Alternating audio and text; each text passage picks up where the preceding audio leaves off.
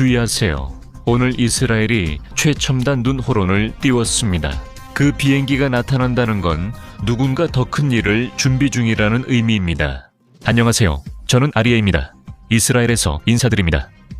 오늘 이 이야기를 시작하는 이유가 있습니다. 이스라엘이 낙션을 배치할 때입니다. 호론, 이것이 실제 이름인데 이스라엘이 보유한 가장 정교한 정보 플랫폼 중 하나입니다.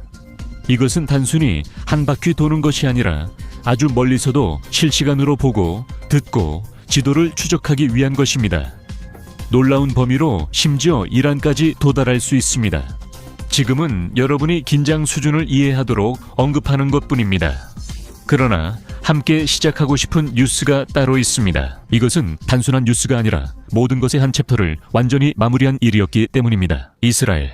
어제 이 나라는 거의 12년 만에 처음으로 가자지구에 살아있거나 죽어있는 인질이 단 한 명도 남지 않았다는 사실을 알게 되며 아침을 맞이했습니다. 월요일부터 두 가지 이유로 인해 매우 힘든 시간이 동시에 이어졌습니다. 한편 이란 사건은 상징적이고 감정적인 마무리를 뜻하며 또 한편으론 미국과 이란의 중동 긴장이 계속 고조되고 있습니다. 메시지와 군사 배치, 움직임들이 점점 외교보다는 실제 준비에 더 가까워지고 있습니다. 그리고 본격적으로 들어가기 전에 채팅에 여러분의 의견을 남겨주세요. 왜냐하면 이 상황을 우리 모두가 직접 보고 함께 겪고 있기 때문입니다.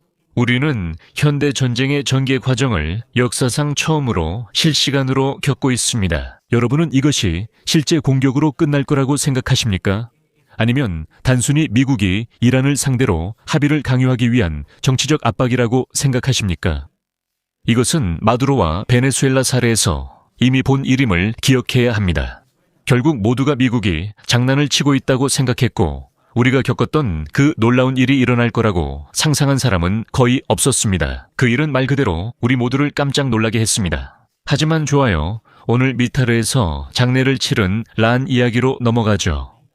란은 마지막으로 납치된 사람이었습니다. 2023년 10월 7일 하마스 테러리스트와 전투 중 전사한 지 845일이 지났습니다.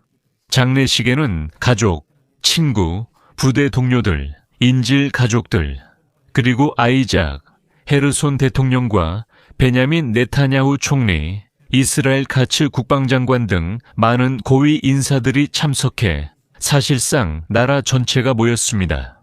이스라엘 국방부는 란의 유해를 수습하고 신원을 확인하는 임무의 사진과 영상을 공개했습니다. 발견은 바로 월요일 오후 2시경 가자시 북쪽의 알바테쉬 묘지에서 이루어졌습니다. 작전이 한창 진행되는 가운데 하마스가 시신이 있는 장소를 이미 파악하고 있었을 가능성이 제기된 후였습니다. 다른 영상에는 많은 이스라엘 경찰이 그를 아부 카비르 버브양 연구소까지 호위하며 경의를 표하는 모습이 나옵니다.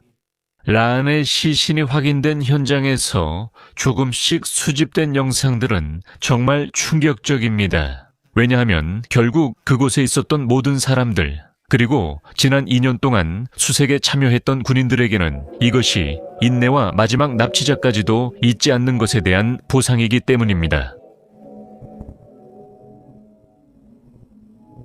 이것은 제 생각에 존중, 존엄, 명예 이 세 단어로 요약됩니다. 그의 마지막 길에서요. 그리고 모든 사진들과 영상들이 소셜미디어에서 공유되고 퍼지기 시작했는데 그것들은 존중과 가치를 보여줍니다. 란의 생명뿐만 아니라 이것이 상징하는 모든 것에 대한 존중과 가치 말입니다. 이스라엘이 12년 만에 처음으로 가자지구에 인질이 없다는 사실을 알고 아침을 맞이한 날입니다. 생사와 상관없이요. 이로써 이스라엘의 고통스러운 한 장이 마무리됩니다.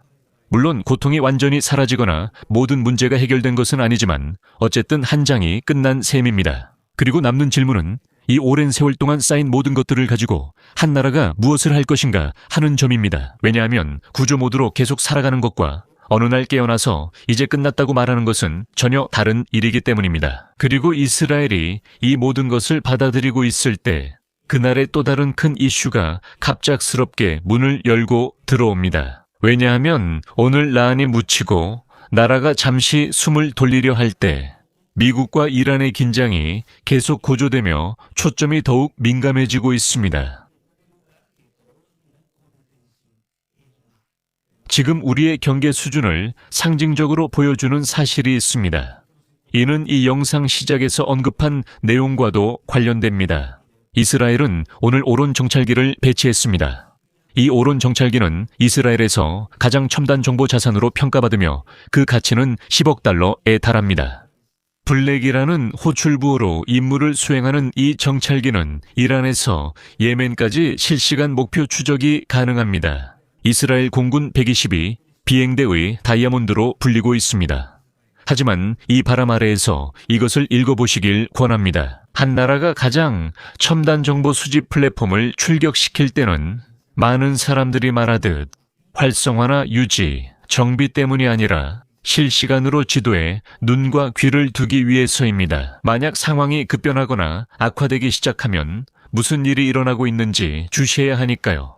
이건 우리 모두가 잘 알고 있습니다. 이스라엘과 미국은 전략적, 고가치 정보 협력 중이며 이 비행기는 매우 중요한 정보를 수집합니다.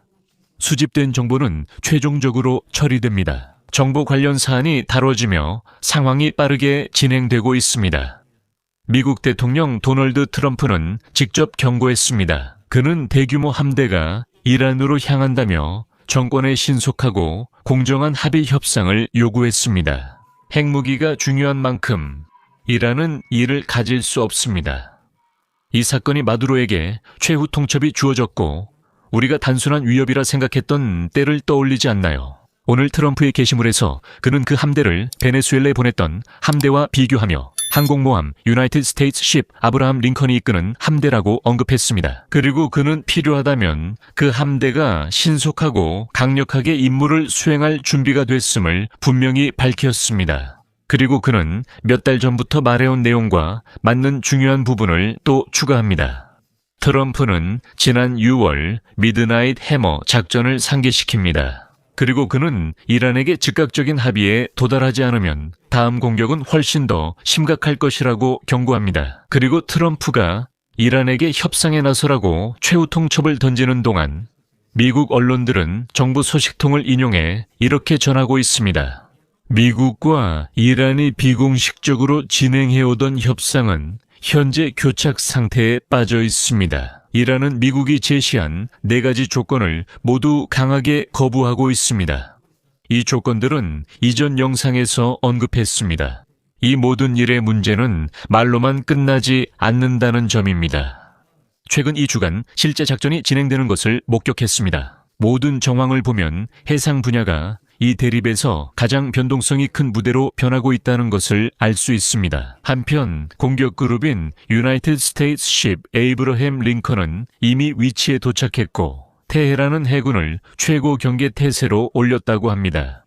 여기서 우리는 INSS 탄이 시트로노빅스 같은 군사 분석가 해석에 의존해야 합니다. 이번에는 해상 차원이 이전 충돌보다 훨씬 더 중심적일 수 있다고 지적합니다. 왜일까요?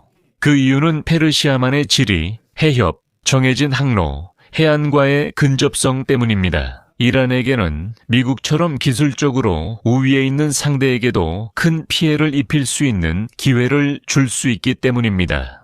다시 말해, 미국이 더 많은 힘을 가지고 있는 것은 분명하지만 그들이 플레이하는 무대에서는 어떤 실수도 용납되지 않습니다. 지금 중동 지역의 상황이 어떤지 보여드리겠습니다. 먼저 이란은 어제 조종사들과 항공사들에게 노탐을 통해 주요 항공구역을 폐쇄하고 해당 영공에서의 제한과 위험에 대해 알렸습니다. 이 공지는 1월 27일부터 29일까지 하스크 지역의 영공이 즉시 폐쇄된다고 언급하고 있습니다. 여기는 호르무즈 해협 외곽의 전략 해군 기지입니다. 페르시아 국가의 석유 수출입니다. 부셰르에 대해 1월 31일까지 통보됐으며 실탄 사격과 25,000 피트까지 위험이 언급됐습니다. 즉, 이것은 상징적인 폐쇄가 아닙니다. 이 노탐스 경보에서 말하는 것은 여기에는 문자 그대로 아무도 접근할 수 없다는 것입니다. 두 번째로 미국이 전자정의를 배치한다는 점입니다. RC-135 리벳 조인트가 이 지역에 도착했습니다. 이 항공기는 전자정보 수집 플랫폼으로 신호, 레이더, 통신 등 모든 통신 신호를 포착할 수 있는 능력을 갖추고 있다고 설명됩니다. 이 항공기는 기기들을 지리적으로 위치 추적할 수 있도록 특별히 장비되어 있는데, 이는 이란 지도자들에 대한 표적 공격 가능성과 관련된 유출 정보와 연결됩니다. 이는 행동에 앞서 위치 추적망을 구축하려는 의도로 보입니다. 전자적으로 말이죠. 즉, 미국은 모든 것을 지도에 표시하며 이란 정권 주요 인물들도 표식하고 있습니다. 이렇게 해서 미국의 전자추적기는 하늘에서 이스라엘의 스파이 오론과 합류하게 됩니다. 세 번째는 이스라엘로의 비밀 비행입니다. 어제 쿠웨이트에서 텔아비브로 향하는 C-130J가 키프로스에서 가상 경유를 한 채로 탐지되었습니다. 그리고 그 수준으로 볼 때 민감한 화물이나 전문 인력, 연락 또는 암호화 장비를 운송했을 가능성이 있습니다. 이 모든 것은 미국과 이스라엘의 조용한 공조로 이루어졌습니다. 또한 이란 앞바다에서는 구체적 목록을 가진 치열한 공중 활동이 벌어지고 있습니다. 그리고 이 모든 일이 벌어지는 동안 이란 역시 강력한 억지력을 내세우며 자신의 카드를 꺼내 들고 있습니다. 이란은 전함과 항공모함을 공격하기 위해 설계된 순항미사일로 무장한 지하 해군 기지에 영상을 공개했습니다. 이 영상은 모든 아랍 네트워크를 통해 퍼졌고, 이후 중동과 서방의 우리 네트워크에도 모두 전해졌습니다. 그리고 이란 정권은 최근 며칠 동안 여러 차례 미국 선박을 침몰시키고 바다를 지옥으로 만들겠다고 공언하고 있습니다. 긴장이 고조되는 가운데 유나이티드 스테이트십 에이브러햄 링컨 항공모함이 이란 해안 근처에 도착했고, 여기에 또 다른 요소가 더해졌습니다. 이란 혁명수비대 관련 채널들은 링컨 항공모함에 보내는 메시지라는 AI 생성 영상을 공개했으며, 영상에는 선박, 순항미사일, 이란 해군 활동이 담겼습니다. 미국 항공모함을 타격하는 다양한 무기들이 등장했습니다. 이 모든 것은 명백히 긴장 고조 속에서 심리전으로 묘사되고 있습니다. 한 정권이 영상, 지하기지, 항공모함 메시지, 직접적 위협까지 내보일 때 이는 상대가 행동을 두 번 생각하게 하려는 것입니다. 진짜로 던져야 할 질문을 전합니다. 그들이 이렇게 행동하는 이유는 강함일까요? 불안함일까요? 그리고 이 모든 상황 속에서 결코 사소하지 않은 사실이 하나 있습니다. 유럽은 계속해서 중동에서 인력을 철수시키고 있습니다. 이런 일이 거의 매일 일어나고 있습니다. 유럽의 화물 및 Very Important Person 항공편이 이 지역으로 오가며 증가하고 있다는 이야기가 나오고 있습니다. 이는 외교관과 비필수 인력의 즉각적인 철수를 시사합니다. 외교관들이 짐을 싸기 시작할 때는 곧 무언가가 일어날 분위기가 감돌고 있다는 뜻입니다. 그리고 이 기회를 빌려 아주 중요한 말씀을 드리고 싶습니다. 만약 여러분이 이런 식의, 즉 솔직하고 직설적인 이스라엘발 보도를 소중하게 생각하신다면 말이죠. 그렇다면 채널을 구독해 주시고 구독 버튼을 눌러주시고 알림 버튼도 눌러서 새 소식이 올라올 때마다 바로 알 수 있도록 해주세요. 그리고 채널 멤버십도 활성화되어 있다는 점을 알아두시기 바랍니다. 이 멤버십으로 여러분은 왓츠앱 비공개 뉴스 그룹에 접속해 매일 모든 소식을 업데이트해 공유받을 수 있습니다. 이스라엘에는 두 가지 준비 라인이 있어 이를 진지하게 받아들여야 합니다. 어제 이란 보고서에 따르면 탄도미사일 훈련이 확인되어 소셜 네트워크에 공유됐습니다. 두 번째로 이스라엘 아요메 보도가 있었습니다. 영국, 아랍에미리트, 요르단이 이스라엘과 함께 이란의 드론과 미사일 요격을 공동으로 조율하고 있다는 내용입니다. 공유된 레이더와 물류가 언급되며 이는 지역 방어를 강화하고 이스라엘을 보호하며 테헤란을 고립시키는 역할을 한다고 합니다. 한편 이란이 대량의 드론으로 포화 공격을 감행할 가능성에 대한 매우 구체적인 접근법도 등장하고 있습니다. 기록에 따르면 이란은 이런 종류의 드론을 하루에 약 400대씩 생산할 수 있는 능력을 가지고 있습니다. 이것은 만약 이란이 이스라엘을 공격하는 상황이 발생한다면 포화 공격 방식으로 진행할 것임을 시사합니다. 그리고 이런 매우 가능성 있는 상황에서 어떻게 될까요? 이스라엘은 엘빗 시스템스가 개발한 자국산 안티드론 시스템으로 방어를 강화하고 있습니다. 이 시스템은 탐지와 방어를 지원합니다. 이 시스템은 매우 먼 거리에서도 360도 전방위로 탐지할 수 있습니다. 어떻게 작동할까요? 레이더, 무선 주파수 센서, 전자광학 카메라를 결합해 드론을 아주 먼 거리에서도 탐지할 수 있습니까? 빠르게 분류하고 대응을 결정할 시간을 주는 것이죠.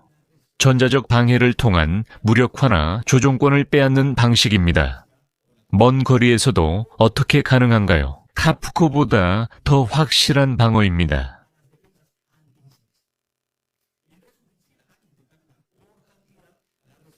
포화와 히스테리, 자동화가 발생하면 인공지능 시스템 전체가 작동합니다. 그 중에서 국가의 모든 군사훈련 구성 요소에서 필수적인 부분으로 변하게 됩니다.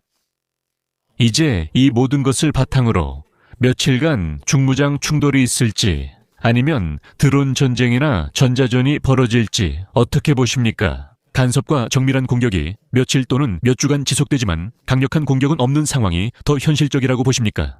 두 시나리오 중 어떤 것이 더 현실적이라고 생각하십니까? 아니면 그냥 아무 일도 일어나지 않고 모든 것이 외교적으로 해결될 수도 있다고 보십니까? 사실 우리는 기다리고 매우 주의 깊게 지켜보면서 사건들을 해석해 나가는 것 외에는 다른 선택지가 없습니다. 그렇게 하면 그 부분에서 추측하거나 예언자처럼 행동하지 않을 수 있습니다. 그 부분은 관여하지 않겠습니다. 여기서는 무슨 일이든 일어날 수 있기 때문입니다. 그리고 우리가 지금 보고 있는 상황은 지난 6월 전쟁 12일 전쟁, 그리고 최근 베네수엘라에서 일어난 일과 매우 유사한 패턴을 따르고 있습니다. 준비를 마치고 시간이 흘렀지만 사람들은 아무 일도 없을 거라 했습니다.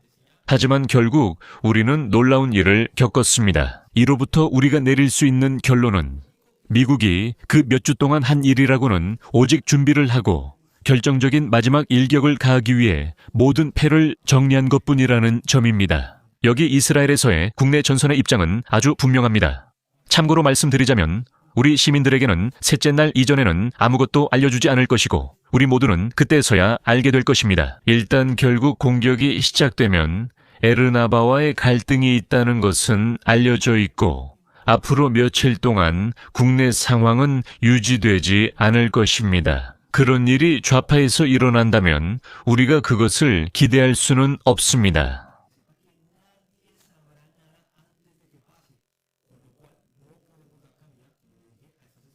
거리에서는 확실한 것이 없으니 우리는 판을 주의 깊게 살피며 말들의 움직임을 지켜볼 뿐입니다. 시청해 주셔서 감사합니다. 구독과 알림 설정을 하셔서 제가 새로운 리포트를 올릴 때 바로 알 수 있도록 해주세요. 좋아요도 꼭 눌러주시고 다음에 또 뵙겠습니다.